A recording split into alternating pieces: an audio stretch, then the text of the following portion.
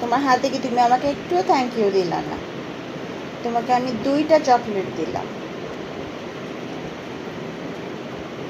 মা এই চকলেট কাটো আমি কি লাগতে বলতো না?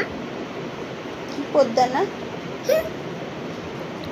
মা এটা কি হচ্ছে চস?